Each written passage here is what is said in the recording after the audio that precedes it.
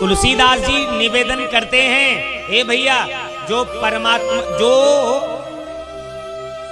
ज्ञान का सिंधु है, वह भी कथा कहता और सुनता है। आप सुनेंगे, जानेंगे कथा कहते कब है और सुनते कब है। राम जी जन्म लेते ही कथावाचक बन गए थे। कैसे? सुनिएगा, राम जन्म जब होता है तो वहां पर एक जगह इशारा करते हैं तुलसीदास जी, राम जी प्रकट होते हैं, भय प्रगट कृपाला दीन दयाला कौशल्या हितकारी। कौशल्या जी ने कहा ऐसा बेटा नहीं होता, बेटा बनो। जैसे बेटा जन्म लेता है तो उसके 4 हाथ थोड़े ही होते हैं, तुम्हारे 4 हाथ, एक में एक एक हाथ में, हर हाथ में असलहा लिए हो, शंख चक्र गदा पदुम, ऐसा बेटा थोड़ा ही होता है।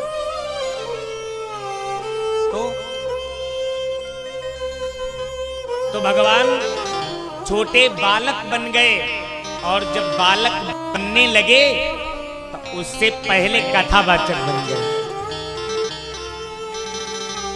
कही कथा सुहाई मातु बुझाई। देखो रामायण में लिखा है, कही कथा बुझाई, सबसे पहले कथा सुनाई राम जी ने, जन्म के समय कथावाचक बन गए। अच्छा, सुनते कब है? भगवान सुनते भी हैं। बोले वेद पुराण वशिष्ठ बखान, वेद पुराण वशिष्ठ बखान,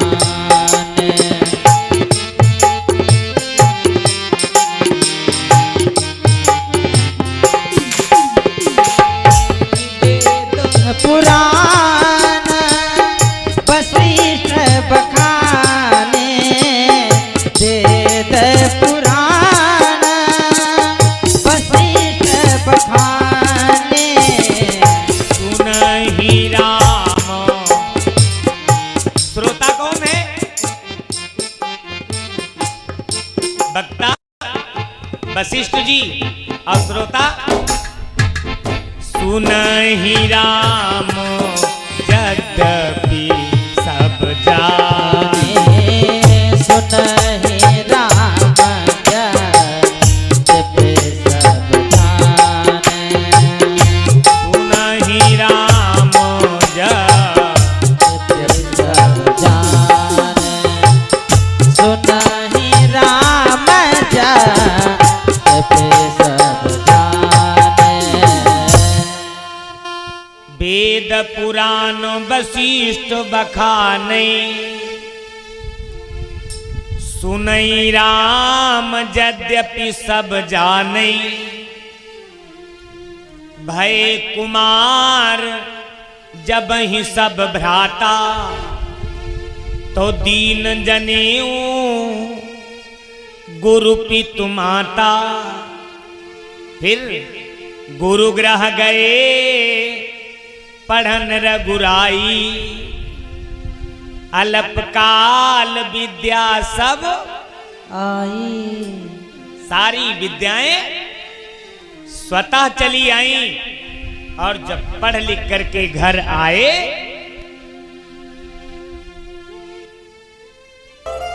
तो राजा दशरथ बड़े मगन हैं। 4 बेटे, और वो भी पढ़े लिखे। लेकिन एक बात बताऊं प्यारे, जिस दिन ज्यादा खुशी मिलने लगे, ज्यादा संपन्नता बढ़ने लगे, होशियार हो जाओ। और अगर दुख पर दुख आने लगे, दुखों का पहाड़ टूटने लगे, तो तुम नहीं टूटना। कब तक रहेगा? दुख आया है तो सुख आएगा। जैसे रात हुई है तो सवेरा होगा, ये निश्चित।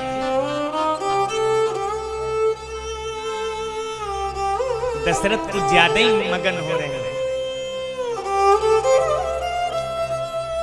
लेकिन उन्हें ये नहीं पता है वियोग होना है। अब तो वियोग ही लिखा है। तब तक दरवाजे पर किसी ने आवाज लगाई, महाराज एक साधु बाबा आए हैं।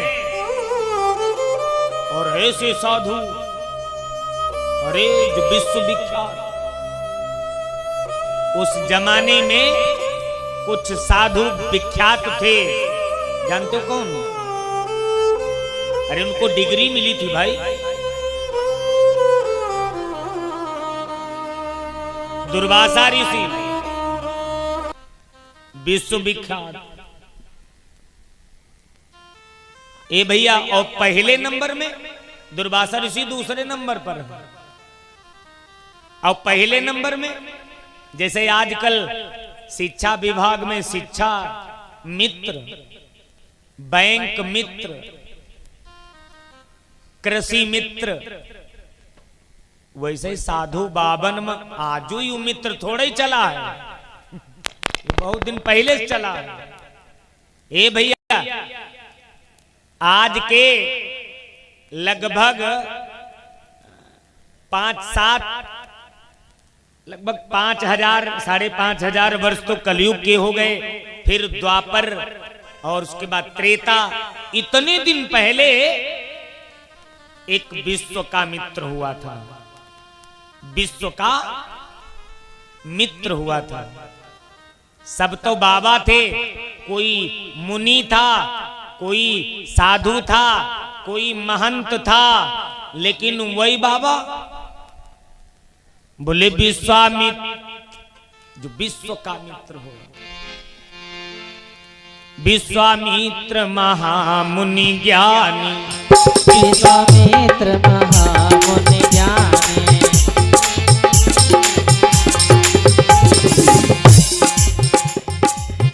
विश्वामित्र विश्वामित्र महामुनि ज्ञानी, बसई सदा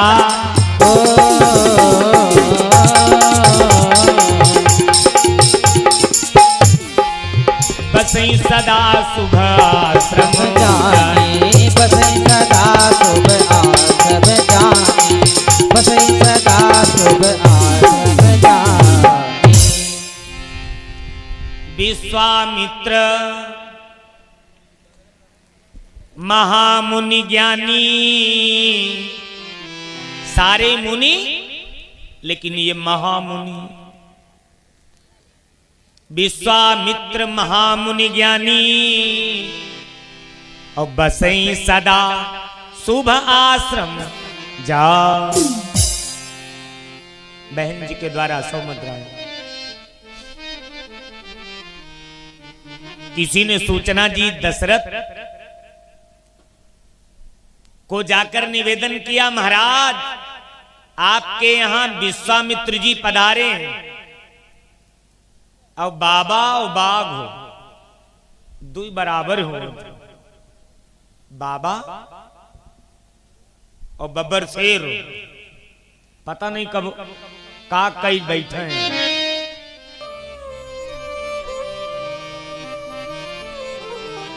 राजा दशरथ डरे हुए हैं। ऐसे साधु आए हैं, इनसे मिलने अकेले नहीं जाना चाहिए। क्या करें?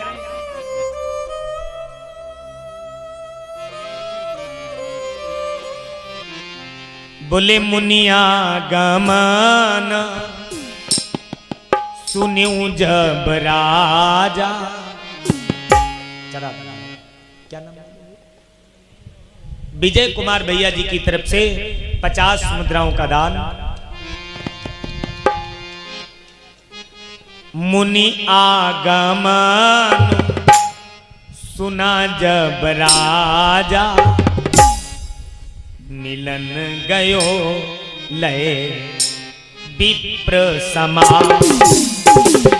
मुनि आगमन सुना जब राजा, मिलन गयो लय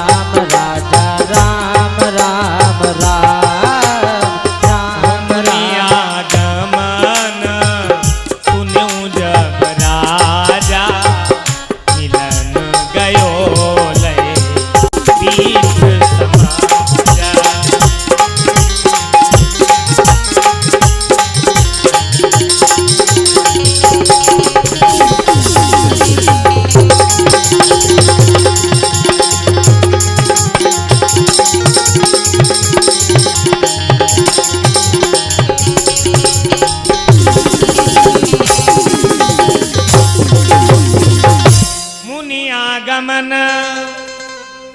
जैसे सुना मेरे यहां एक तो अतिथि और दूसरे ऐसे बाबा, ऐसे वैसे मंगता ये नहीं है। बोले मंगन लाइना, ये वह सतुआ पिसान रुपया पैसा मांगे वाले मंगता नहीं है। हाँ, मंगन लाइना, ये जो मांगते हैं ले ही लेते हैं। राजा हरिश्चंद्र से एक बार इन्होंने मांगा था ना, और इसी कुल में थे, इसीलिए तुलसी बाबा कहते हैं मंगन लाइना जिनके माही और ते नरबर थोरे जगमा। मंगन लाइन जिनके नाही ते थोरे नरबर जगमाही।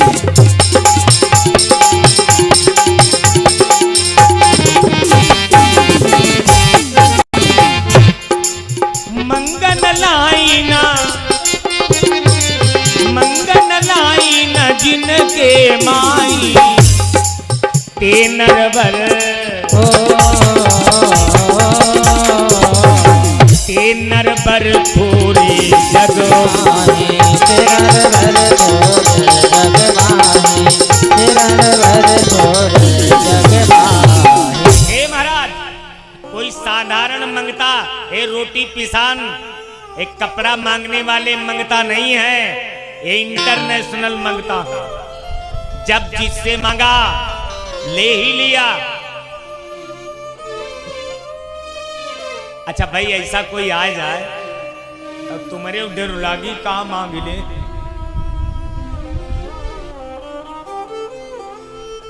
अच्छा, इनकी चर्चा आदिकाल से चली आई है। दशरथ ने विचार किया, इन्हीं झोली तुम्बा चिमटा वाले बाबा एक दिन मौरध्वज के पास गए थे मांगने,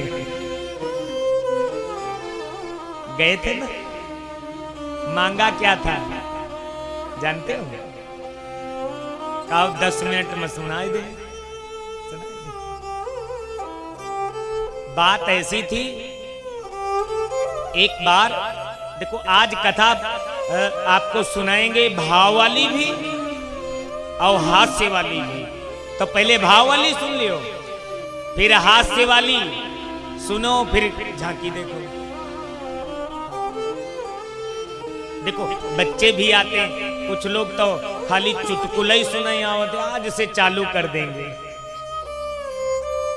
हाँ, तुम्हारे मन की कथा आज से देखो लाइव बंद करवा दे के चालू करना। अभी नहीं, लेकिन लगभग 10 बजे से। बात ऐसी थी, एक बार भगवान कन्हैया माला घुमा रहे थे, तो अर्जुन ने देखा और यमराज ने देखा। तब बोले हमारे, देखो माला में सुमेरु होता है, सुमेरु जानते हो? माला में एक सुमेरु होता है। ये देखो आचार्य जी के पास जपने वाला माला है, इसमें एक ये सुमेरु है। तो ये दोनों जने लड़ाई कई बैठे, बोले या माला में सुमेरु तो हमारे न हो। एक कह रहा है मैं 24 घंटे तुम्हारी ड्यूटी करता हूं, दूसरा कहता है तुम्हारा मैं सबसे बड़ा मित्र हूं और तुम्हार जीजो हम। अर्जुन रिश्तेदार भी हैं, मित्र भी हैं, सखा भी हैं, सहपाठी भी हैं। भगवान ने कहा देखो भाई, इस माला में सबसे छोटी वाली गुड़िया तुम्हारी है, छोटी वाली, छोटा वाला दाना तुम्हारा है बस। वाह भैया, क्या बात है। बड़ी प्रसन्नता होती है जब कोई पुष्पार्पण करने भगवान के आता है। भाई जी के द्वारा भगवान को पुष्पार्पण, परमात्मा इन्हें सदैव फूलों में सजाए रखे। इनका परिवार पुष्पवत सदैव मुस्कुराता रहे, ऐसे काम। तो भगवान ने कहा चलो दिखा दे तुम्हें। तो बोले ऐसे जाओगे सब जान जाएंगे, तो बनी गए बाबा। बाबा बन जाओ सबसे आसान। अर्जुन तो बन गए, कृष्ण भी बन गए, लेकिन यमराज जी बोले हम नहीं बनेंगे। काहे? अरे बोले भाई हम सदैव मारने काटने का काम करते, किसी को कहीं से प्राण खींचने का काम करते, यमराज का काम। और फिर हम साधु का वेश बदनाम करें तो का बब्बर शेर बन पाओगे? तो शेर बनकर अलख लगाई द्वारे पर, तो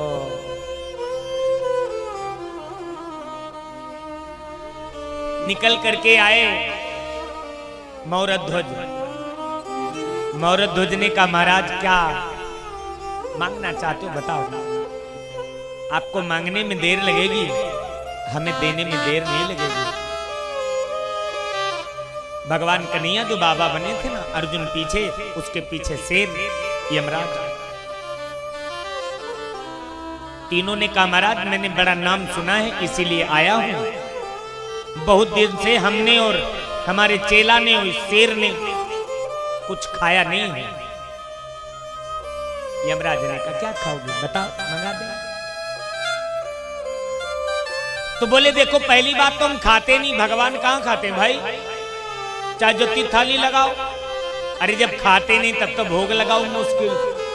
अब यार थाली रोज साफ कर देते तो कौन लगाता भोग। भगवान बोले बहुत दिन से मैंने खाया नहीं है, हमारा चेला इसने भी नहीं खाया, और ये शेर ये भी बड़ा भूखा है। बोले महाराज बताओ क्या खाओगे। मेरा शरीर खाकर अगर शेर को संतुष्टि मिलेगी तो खिलाऊंगा। क्यों? शिव दधीच हरिश्चंद्र नरेशु सहे धर्म हित कोटि कलेशु। अब ये क्या जानते थे कि ये सही लेकिन मांग लिया उन्होंने। क्या मांगा? बोले सुनो अगर देना ही चाहते हो तो सुनो।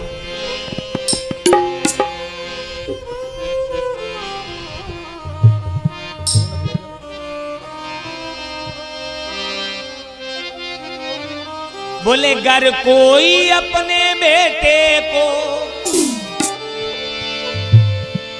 करके दो खंड गिराएगा, करके दो खंड गिराएगा, और जिसमें केवल दाहिना भाग यह शेर हमारा खाएगा।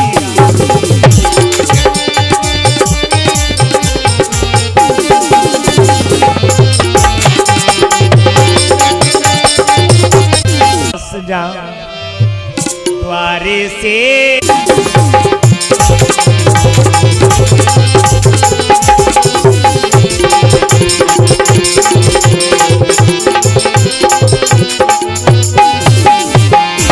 द्वारे मैंने हजार देखे, पर नाम सुना राजन तेरा, पर नाम सुना राजन तेरा, द्वारा देखा चेहरा तेरा।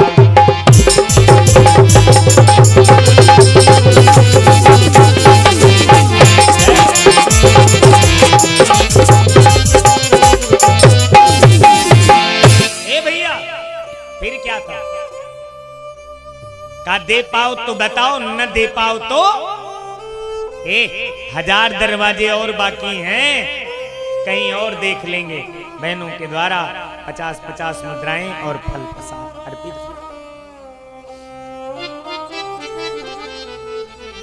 देखिए ज्यादा समय नहीं, थोड़े समय में केवल भाव दिखाएंगे आपको, फिर कथा जो चल रही वहीं रहेंगे, भटकेंगे नहीं।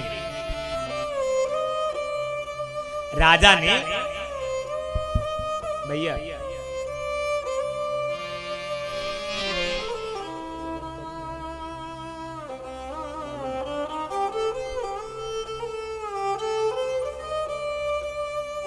राजा ने सर नीचा करके हाथ जोड़ करके कहा, प्रभु वैसे मेरा बेटा मना नहीं करेगा। हाँ, मुझे विश्वास है, लेकिन पिता से ज्यादा अधिकार मां का होता है, इसलिए एक बार पूछ लो, एक बार केवल पूछ ले। अर्जुन खड़े थे पीछे, बाबा बने, बोले भागने का चक्कर बना रहा है, भाग जाएगा। अरे भाई ये तो बहाना है, नहीं रुको अभी हम 5 मिनट में आते, फिर आता कोई नहीं। राजा ने सौगंध ली, बोले मौरत ध्वज बोले, प्रभु मैं आपके चरणों की सौगंध खा के कहता हूं, आपको तो पता है, आप तो ज्ञानी हो, पिता से ज्यादा अधिकार मां का होता है। यद्यपि मेरा बेटा मना नहीं करेगा, और कहा भी जाता है, आप सबने पढ़ा भी होगा, जिस देश राष्ट्र में जन्म लिया बलिदान उसी पर हो जाए, वह शक्ति हमें दो दया निधे, कर्तव्य मार्ग पर मेरा बेटा पीछे नहीं हटेगा। लेकिन एक बात पूछ, भगवान ने कहा ठीक है 5 मिनट का टाइम देता हूं, अगर नहीं आए तो श्राप देकर जाऊंगा। मौरध्वज पहुंच गए अंदर, आंखों में आंसू है, नजर नीची है, चेहरा उड़ा हुआ है। पत्नी ने देखा, आंखों आंसू, समझ गई कोई आपत्ति है ही है। तो पत्नी वही है जो पति के आंख को देखकर, चेहरे के भाव को देखकर, बॉडी लैंग्वेज देखकर समझ जाए हुआ क्या है।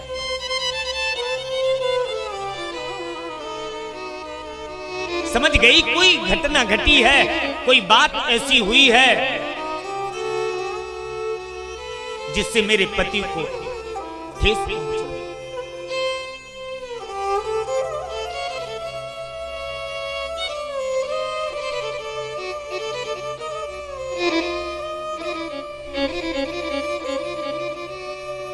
पत्नी ने कहा, प्रभु बताओ, हे स्वामी कोई दिक्कत हुई हो, अरे किसी ने मुझे मांग लिया हो, राज्य मांग लिया हो, मैं झोपड़ी में रहकर जीवन बिताऊंगी, आप देने में संकोच मत करिएगा। हाँ,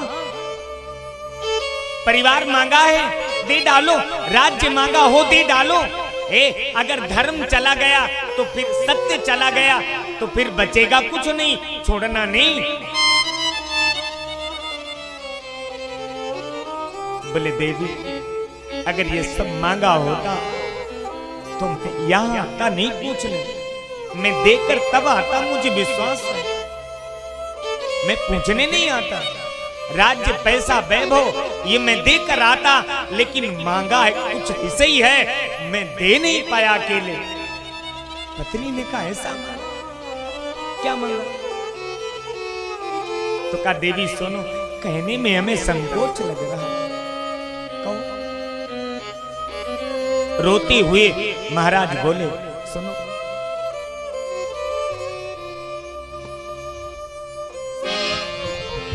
बोले क्या बताऊं ऐ प्रिया, तो साधु आए द्वार पर, क्या बताऊं ऐ प्रिया, तो साधु आए द्वार पर।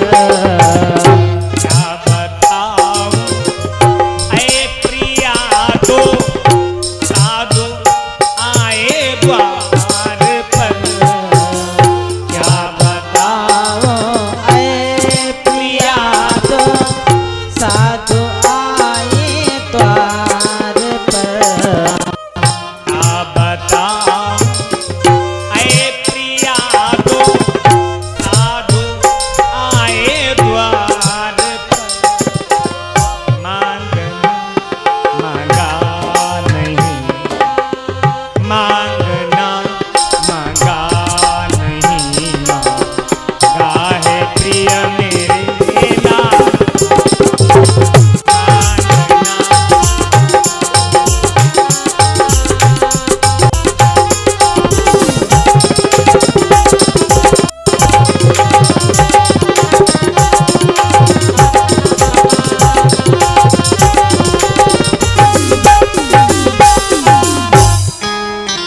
भैया जैसे बेटे का नाम सुना, जो पत्नी थी बोली बाबा नहीं है। अरे ऐसी बात तो यमराज के अलावा कोई नहीं कर सकता, साधु नहीं हो सकता। वास्तव में बात सही है। अरे बेटे को काटने की बात कोई साधु नहीं कर सकता।